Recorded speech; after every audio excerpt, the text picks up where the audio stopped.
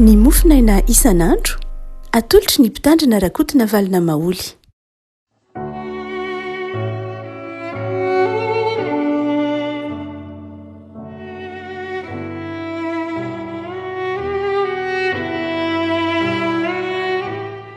Falemanaba-tsika rehefa malala tratrike zoma faha 4 ny volana aprily ity. Ny mofinaina tsy voalahatra ao antsika dia ny taratasy nosoratan'i Paoly ho an'ny Efesianina. Efesianina toko faharoa, Efesianina toko faharoa andiny voalohany ka hatramin'ny andiny 10. Vakitsika amin'ny anaran'i Jesosy. Ary ianareo dia efa novelomy ny fonom-bola matin'ny fahadisoanareo sy ny fahotanareo, izay nalehanareo fahiny araka ny fomban'izao tontolo izao, araka ny mpanapaka ny fanjakany any amin'ny rivotra, dia ny fanahy izay miasa ankehitriny ao amin'ny zanaky ny tsy fanarahana. Teo amin'ireo no nitondrantsika rehetra tena koa fahiny tamin'ny filan'ny nofontsika ka nanaovantsika andaniny nofo sy ny saina, ary araka ny toetsika dia zanaky ny fahatezerana toy ny sasany koa isika. Fa Andriamanitra izay manan-karena amin'ny famindrampo no ny halehiben'ny fitiavany, izay nitiavany antsika na dia fonom-bola matin'ny fahadisoana sika dia nahavelona antsika niaraka tamin'ny Kristy. Fahasoavana no namonjeranareo, ary niara-natsangana sika ka niara-napetrana ny an-danitra ao amin'ny Kristy Jesosy, mba hasehony amin'ny andro ho avy ny haben'ny haren'ny fahasoavany amin'ny famirapanahiny amintsika ao amin'ny Kristy Jesosy. Fa fahasoavana no namonjeranareo amin'ny finoana, ary tsy avy aminareo izany, fa fanomezana avy amin'Andriamanitra, tsy avy amin'ny asa fandrao izy irehare, fa asany sika voaforona tao amin'ny Kristy Jesosy mba hanao asa tsara izay namboarin'Andriamanitra rahateo mba handehanantsika ao aminy. Ray Masino manamasinana amin'ny fahamarinana, ny teninao ny fahamarinana. Amen. Rehafana ity taratasy ho an'ny Efesianina toko faharoa ity dia iresadresahan'i Paoly momba ny atao hoe olombelona, ny fijerin'i Paoly ny atao hoe olombelona, ny fijerin'ny soratra masina ny testamenta vaovao ny amin'ny olombelona. Betsaka ny zavatra resahan'ny soratra masina ny testamenta vaovao ny amin'ny antsoina hoe antropôlôjia na ny momba ny olombelona, fa andeha isika hijery lafin-javatra manokana vitsy dia vitsy amin'izay zara-mofinaina eto am-piratana antsika manao hoe inona moa ny olona, ahoana moa ny olona, inona ny hevitry ny fiainan'ny olona amin'ity eto am-piratana antsika ity. Raha mamaky ilay andinin-tsoratra masina ary isika dia mahita mamaly ny fanontaniana amina lafin-javatra telo mazava tsara momba ny atao hoe olombelona. Mazava tsara fa ny olombelona hoy Paoly eto dia noforonon'Andriamanitra tao amin'ny Jesosy Kristy Tompo. Noforonon'Andriamanitra tao amin'ny Jesosy Kristy Tompo. Andininy 10. Asan'Andriamanitra isika voaforona tao amin'ny Kristy Jesosy. Mazava ho azy zany. Voaforona tao amin'ny Kristy Jesosy isika. Raha miteny hoe tao amin'ny Kristy Jesosy isika dia aza mieritreritra manao hoe ilay Kristy Jesosy maty tao amin'ny hazo fijaliana ihany. Fa ilay Kristy Jesosy efa zanak'Andriamanitra talohany izao rehetra izao.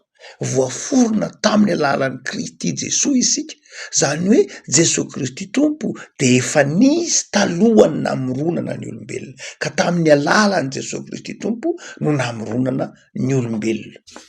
Jaona manazava an'io. Jaona filasan'ny saramasinaka ny Jaona toko 1:1, tamin'ny voalohany Jesosy na ny teny dia tao amin'Andriamanitra, ary ny teny dia Andriamanitra, Jesosy dia Andriamanitra, ary tamin'ny alalan'i Jesosy no nisian'ny fiainana na vy teto amin'izao tontolo izao. I Jaona noho izany dia mifameno tsara mihitsy eto ny filazan'ny Jaona azy. Jaona apôstôly miteny hoe tenin' Jesosy. Paoly dia milaza eto manteny hoe efa teo Jesosy, ka tamin'ny alalan'i Jesosy zany no nisian'ny olombelona. Mifamatotra zany ny olombelona sy Jesosy. Tsy misy ny olombelona raha tsy teo Jesosy. Asan'Andriamanitra ny olona, saingy tamin'ny alalan'i Jesosy no namoronana azy. Koa tsika manao hoe mazava be zany ny hevitry ny soratra masina momba ny olombelona amin'ny lafiny ara-panahy. Asan'Andriamanitra isika. tsy tonga ho azy de ty ambonin'ny tanak'izay mety ho tenen'ny olona manao hoe accident, tsy nisy ho azy de ty ambonin'ny tany akory isika fa nisy namorona isika, nisy ny asa atao izay ny asa izay de Andriamanitra hoy Paoly eto. Ary tsy hoe ny asa Andriamanitra de tsy nisy repère, fa ny asa Andriamanitra tamin'ny alalan'i Jesosy no namoronana atsika, tamin'ny alalan'ilay zanany no namoronany atsika. Afaka malala raha tamin'ny alalan'i Jesosy ary no namoronana atsika de hoy Paoly manao hoe satria tamin'ny alalan'i Jesosy no namoronana atsika, amin'io andininy 15 sy 16 de izy manao hoe voaforona mba hanao asa tsara zany isika, zany hoe namboarina mba hanao asa tsara isika, planifié, nalamina, narafitra, novolavolaina mba hanao asa tsara. Ny dikan'izany dia tsy hoe misy ny ratsy dia planin'Andriamanitra ny ratsy, tsy planin'Andriamanitra mihitsy ny ratsy. Fa raha ohatra ka nanao ratsy ny olombelona de zao tsy fandaharan'Andriamanitra akory zany, fa ny olombelona de nataon'Andriamanitra hanao zavatra tsara satria noforonina tamin'ny alalan'i Jesosy. Zay ny mahatonga an'ilay Genesis 1 sy 2 miresaka momba ny faharan'ny olombelona de miteny hoe rehefa vitan'Andriamanitra ny olombelona de hitan'Andriamanitra fa tsara indrindra izany satria ny olombelona ihany no noforonina tamin'ny alalan'i Jesosy zanany. Zava-be zany raha mamaky tsara indrindra tsotra masina isika. Ary zay ny mamarina lay tononkirany be fa meritsika eto manao hoe Andriamanitra nge tsy namorona elo raha namorona an'ilay ira hoe Andriamanitra fitiavana izy. Andriamanitra nge tsy namorona elo ho an'ny olombelona. Misy ny elo fantatsika rehetra zany, fantatsika rehetra fa misy ny elo, ny filazantsara Jesosy de miresaka fa misy ny elo, fa izao ny elo ny afo be tsy nataon'Andriamanitra ho an'ny olona akory, tsy nanao plan Andriamanitra ka hoe ny olona no atao any amin'ny afo be, tsia ny devolo no ataon'Andriamanitra ho any amin'ny afo be. Tsy misy eo anatin'ny Baiboly manao hoe dia tamin'ny andro 19 na tamin'ny andro 19 de nahary ny afo be Andriamanitra, tsisy an'izany eo na de nisy ary ny afo be satria ny afo be tsy nataon'Andriamanitra ho an'ny olona fa nataon'Andriamanitra ho an'ny devoly. Raha manao trano anao ka manisy poubelle de mazava ho azy satria ianao mieritreritra manao hoe misy fako, matodsika mamboatra poubelle de iny ao ajaitsika avy trano hoe isy fako arina eo. De takizay koa Andriamanitra raha ohatra ka namboatra elo an'ny olombelona Andriamanitra de efa nieritreritra zany Andriamanitra manao hoe isy olona ho any amin'ny elo. Dikan'izany raha misy olona no manin'Andriamanitra ho any amin'ny elo de efa nataon'Andriamanitra hanota zany ny olona, efa miplanifen'Andriamanitra hanota zany ny olona. Ka raha ohatra ka miplanifen'Andriamanitra hanota ny olona de tsy diso ny olona raha manota, fa lainy planifie azy hanota ny diso. Mazava ho azy raha ohatra ka nieritreritra raha ohatra ka namboatra ny olona hanota Andriamanitra dia tsy diso ny olona mpanota, fa Andriamanitra zany ny diso sanatria. Fa Andriamanitra matohitsika azo tsaraina, matohitsika be desina, matohitsika anarina sy ahitsy ary kapoana de zao satria tsika tsy ny planifiena, satria tsika tsy namboarina Andriamanitra, tsy namboatra plan hanota atsika, satria Andriamanitra tsy nandrafitra atsika, tsy namboatra lalana hanota atsika fa lalana tsara namboarin'Andriamanitra ao atsika. No zany raha nanota isika de azo be desina satria tsy no manina hanota fa no manina hanao tsara. Afaka malala mazava be zany fa ny olombelona te no manina hanao zavatra tsara. Fa ny faharoa am'ty anthropologie amin'ny Paoly mikasika ny soratra masina, mikasika ny olombelona de izao nanota ary ny olombelona. Ny olombelona dia mpanota, zay ny faharoa. Ny voalohany nombarin'Andriamanitra hanao zavatra tsara ny olona. Andriamanitra nahary azy ary no manina hanao zavatra tsara mihitsy izy satria tamin'ny alalan'ilay zanak'Andriamanitra no nampisy azy. Fa ny faharoa de zao nanota ary ny olombelona ho Paoly. Ary rehefa nanota ny olombelona de zao nanao zay daniny nofony nanao zay daniny nofiny, nanao zay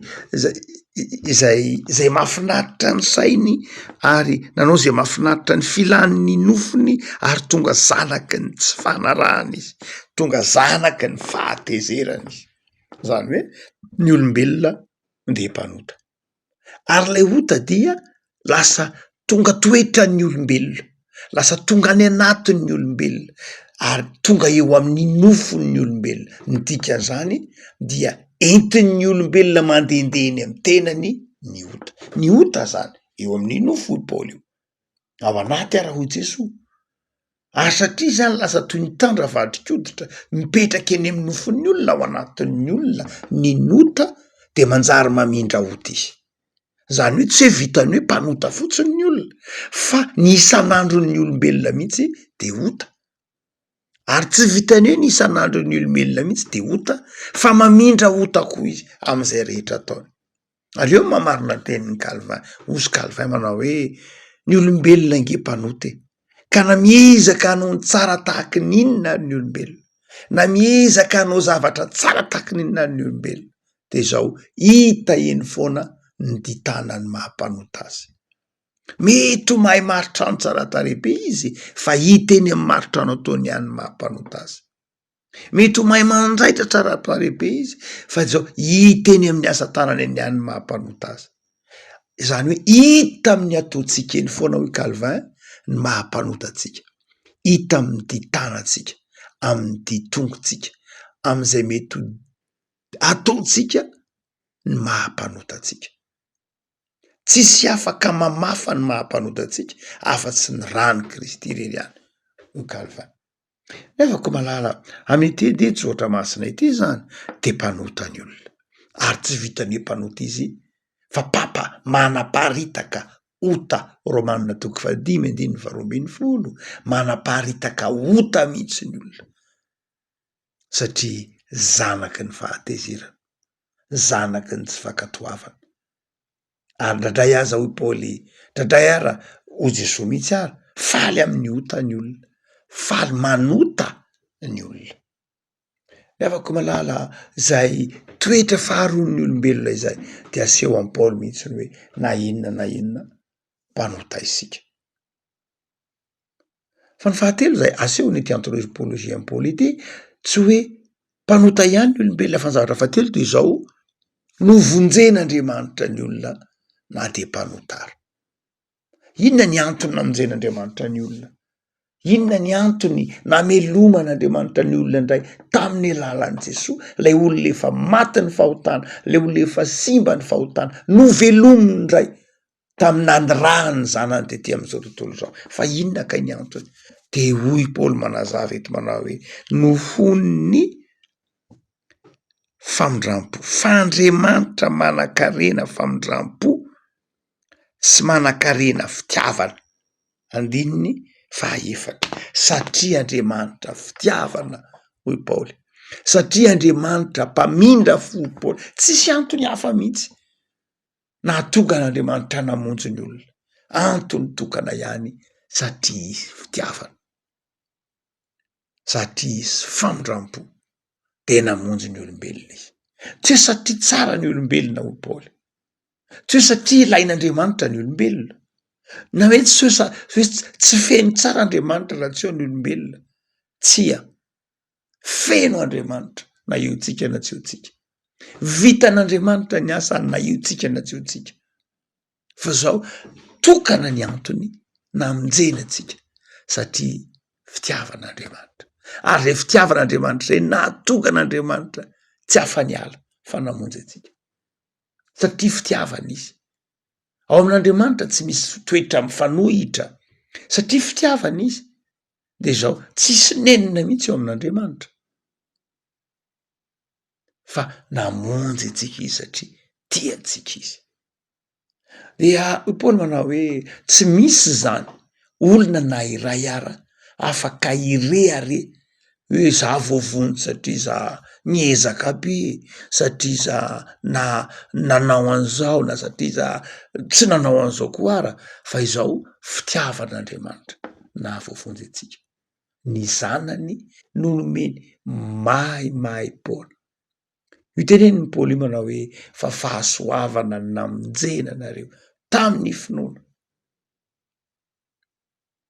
tamin'ny finoana tahaka ny hoe fanoariana isika tamin'ny alalan'i Kristy. De zao fahasoavana indray namonjenantsika tamin'ny alalan'ny finoana. Finoananiza finoanan'i Kristy. Mazava tsara io tenin'ny Paoly io raha ohatra ka misy mijery de misy paralelisme tsara io. Noariana isika tamin'ny alalan'i Kristy. Noho zany novonjena isika tamin'ny alala fahasoavana namonjena tamin'ny alalan'ny finoana.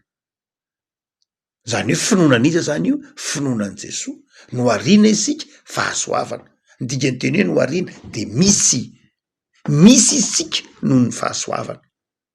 Zany hoe misy isika tsy noho ny fiezahantsika, mahatsangan-javatra tsika tsy noho ny herintsika, satria noho ny fahasoavana ary zay fahasoavana zay dia noho ny finoana any Kristy. Afaka malala tiatsika Andriamanitra de namonjy antsika izy. Lafy ny fahatelo de zao voavonjy zany sika. Lafy ny fahatelo amin'ny olombelona sy eo amin'ny Paoly de zao tonga olom-baovao, mana fiainam-baovao satria ao am' Jesosy Kristy Tompo. Raha jakena zany amin'ny tsy fijerin'ny Paoly eo de misy karazan'olona roa eto ambany masoandro. Karazany voalohany de ny zanaky ny fahasoavana, ireo zay no hamarin'ny Tompo, ireo zay efa navelin'ny Tompo heloka noho ny amin'ny Kristy, satria nino noho ny famelan-keloka nataon'ny Kristy, zanaky ny fahasoavana isika. Fa ny faharoa de tenenin'ny Paoly io amin'ny andininy fahatelo, zanaky ny fahatezerana hoy izy. Zanaky ny fahatezerana tapany faharoa amin'ny andininy faharoa, zanaky ny tsy fanarahana. Zany hoe misy karazany roa, ao ny zanaky ny fahasoavana tahaka atsika, ary eo kosa ny zanaky ny fahatezerana, zanaky ny tsy fanarahana eto am'izao tontolo zao. De reo karazany reo itsika tsy afaka mamantatra ity, tsy afaka mitsara manao hoe ry zareo ary ambadika ary kosa angamba lay zanaky ny tsy fanarahana, fa za zanaky ny fahasoavana, na ry zareo ary ananina ary angamba ny tena zanaky ny fahatezerana, fa za zanaky ny fahasoavana. Fantatrao ianao fa zanaky ny fahasoavana, mazava ho azy. Fa ny zanaky ny fahatezerana sy ny zanaky ny tsy fanarahana de zao adidiny zanaky ny fahasoavana ny mitory sy mampafantatra azy ny fahatsarany Kristy. Zay mahazanaky ny fahasoavana atsika. Isika ny taomin'Andriamanitra no avaozon'Andriamanitra mba hitondra ny fahasoavana ho any amin'ny zanaky ny fahatezerana. Ny dikan'izany raha zanaky ny fahasoavana isika de ny rakofan'Andriamanitra adidy, olona ho raikitra adidy hitory ny fahatsarany Kristy amin'ny zanaky ny fahatezerana, ka tsy ny hitsara ny zanaky ny fahatezerana akory no antom-pisitsika. Ka iteny manao hoe zareo ery sika ety, tsy zay loatra, fa ho fanasy ny tany sy ho fahazavan'ny zao tontolo zao, mba hahatonga ny zanaky ny fahatezerana handray an'i Kristy. Ny antony nanavaozan'ny Tompo antsika, ny antony mahatonga antsika zanaky ny fahasoavana, dia mahatonga antsika kosa mba afaka mizara fiainana amin'ny manodidina antsika. Ary eo mamarina ny teny ilay fizisien anankiray antsoina hoe Albert Einstein, hoy izy manao hoe misy ny maizina ozy satria tsisy ny mazava. Ny antsoina hoe aizina de zao absence, na tsy fisian'ny mazava. Fa rehefa eo ny mazava de tsisy ny aizina, fa raha vao miala ny mazava de misy ny aizina. Ny dikan'izany de zao amin'ny fotoana tsy hijorontsika ho mazava, amin'ny fotoana tsy hijoroan'ny zanaky ny fahasoavana de zao very ny manodidina azy. De tsika zany tsy afaka menimenina fotsy manao hoe ka jerena eto am'izao tontolo zao, maizina ny olona, maizina ny firenena, maizina ny mpiarabela, maizina izy satria nahoana? Satria tsy miasa ny zanaky ny mazava, satria tsy mirehitra ny jiro. Ho Jesosy miteny manao hoe misy ingeny mazava e, fa izao ndrandray le mazava ao ambany vata famarana. Aoka lay jiro tso ao anatin'ny vata famarana, de be ny manarina lay zanaky ny mazava, lay zanaky ny fahasoavana, be ny sarony ny vata famarana, ny fahazavan'ny Kristy zay eny aminy, de manjary maizina ny manodidina. Avako malala sy eo amin'ny Paoly eto fa izao manana adidy ary sika. Ny adiditsika de zao tsy hoe hifaly amin'ny fahasoavana nomen'Andriamanitra ihany, ka isaotra noho ny fanomezam-pahasoavana men'Andriamanitra fa izao mijoro mitaona ny hafa mba ho an'ny tompo fa ho avy ny andro hoy ny tompo tsy maintsy ho tsarain'ny tompo isika tamin'izay mifijorotsika vavolombelona fa tsy hoe ho zanaky ny mazava de tonga ao amin'ny fanjakan'Andriamanitra ihany fa manana adidy hitory ny filazantsara tsy ny tsara na ny rahana antsika fa ny hitory ny fitiavan'ny Kristy afaka malala engany ho tsapanao fa efa no amarininy ianao zanaky ny fahasoavana de nomen'ny tompo adidy amin'ny firenena amin'ny mpiarabelona hijoro vavolombelon'ny tompo mba hahatonga ny manodidina anao ho tonga zanaky ny fahasoavana tahaka anao mivavaka sika tompo ao misaotra anao zahay misaotra anao ny amin'ny fitiavanao anay ka mahatonga anay tonga zanaky ny fahasoavana ampianary ray tompo mba hanafany hitretena hitondra ny vaovao mahafaly any amin'ireo zay mbola tsy tratry ny filazantsara miandry anay ny tanin'razanay miandry anay ny fiarahamonina misy anay mangatak'izay tompo meherim-panahy ny roso tsara meherim-panahy hizara ny fahasoavanao am'izay rehetra anirahanao anay ary ao kotsapan'izay rehetra mifanerasera aminay fa zanaky ny fahasoavana zay taio ary tontolo andronay ity tompo tay tontolo andronay mba ho tontolo andro anarahanay ianao tontolo andro anomponay ianao ho tontolo andro hifalianay aminao mamelany ilokay mamindrafo aminay amarino zahay misaotra Jesosy amen